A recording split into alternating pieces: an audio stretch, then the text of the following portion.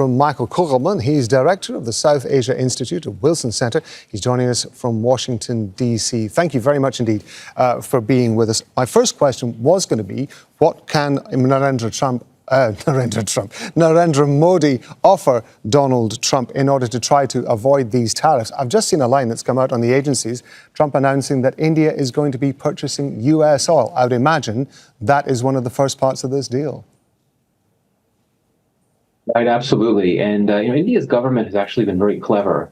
It's publicly signaled its willingness to reduce tariffs, to buy more American oil, and also to take back a number of undocumented Indian immigrants in the U.S. And these are all things that Trump is looking for many countries to do. So I think that by preemptively putting out that message that essentially India is willing to make concessions to Trump on these issues, India has put itself in a position where it's not going to be hit with especially hard tariffs. And indeed, we do now know that Trump has announced reciprocal tariffs across the board. But by across the board, I mean, with countries around the world. We don't yet exactly know just yet how this will impact India. But I do think the fact that New Delhi has been so clear about its willingness to make concessions, and let's be very clear, I mean, India did reduce a series of tariffs earlier this month when it announced its new budget. It made that quite clear.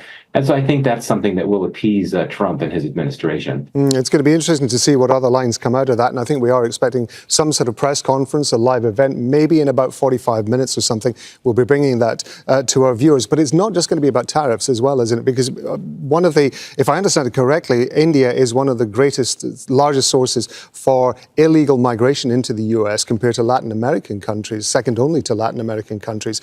We have seen already, of course, a US flight taking shackled Indian migrants back to India. One would imagine that's going to be in the agenda as well.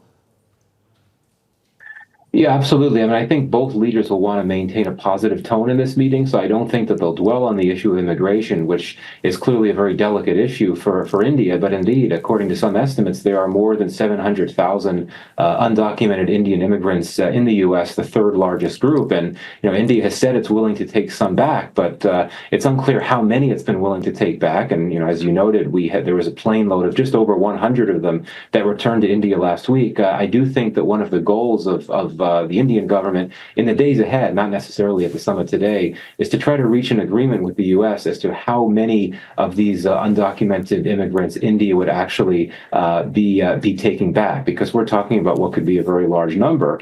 And this is something that will be very delicate for India to navigate in its diplomacy with the Trump administration. At the same time, there's a certain amount of leverage that India has in this, doesn't it? Because if I understand it correctly, also, India supplies a great number of highly qualified migrants to the United States under, I believe it's the H-1B visa. There was a pushback, I think, from Trump's base over that, but Trump seems to be willing to keep that. Right. I mean, it's unclear what's going to happen at this point, but indeed, both Trump and some of those close to him, including Elon Musk, have signaled their support for the H-1B visa program. But indeed, you do have some influencers and others that are close to Donald Trump that have been very critical of it because, in their view, it takes jobs away from Americans. But this is something that's very important for India and for the U.S.-India relationship, because if there are curbs to this program, that would mean that the large number of Indian tech workers working in the U.S. would be cut back. And technology has actually been a big area of cooperation in U.S.-India relations in recent years. So I think that India has a very strong interest in ensuring that program, that visa program, remains intact and in place. Obviously, we've got this upcoming security meeting in Munich. We've got the statements coming out of NATO with regard to Ukraine. Now, of course, India's position with regard to Ukraine was a point of contention with the Biden administration. It said, if I understand it correctly, again, that Modi had refused to condemn Russia for its war in Ukraine. How is that going to play out with regard to the Trump administration and what we've seen over the last 24 hours or so? Right. I mean, there's several areas of tension there had been several areas of tension in the Biden administration that are essentially going to melt away in the Trump administration, and the issue of the war in Ukraine is one of them.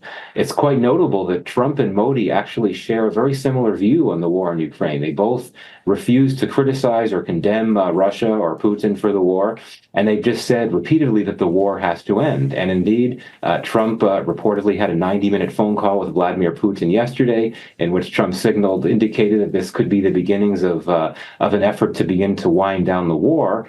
And I suspect this is something that will come up in Trump's meeting with Modi, because Trump will know that Modi himself has called for an end to the war. And there had even been some discussions in recent years that perhaps India could be a mediator because of India's very close special relationship with the Russians and with the Russian government. So I think that this is one case where the U.S.-India relationship is going to be in a pretty good place, I think, in the Trump era. And I think one reason for that is that there will be some tension points that will disappear, tension points during the Biden administration. And again, I think that this issue of the war in Ukraine and also the issue of India's friendship with Russia, it's not going to be as much of an issue. Trump has a much more restrained position toward Russia than Biden and his administration did. It's going to be interesting to see what comes out of the meeting that's going on at the White House at the moment. But for now, Michael Kugelman, thank you very much indeed for your time. Make sure to subscribe to our channel to get the latest news from Al Jazeera.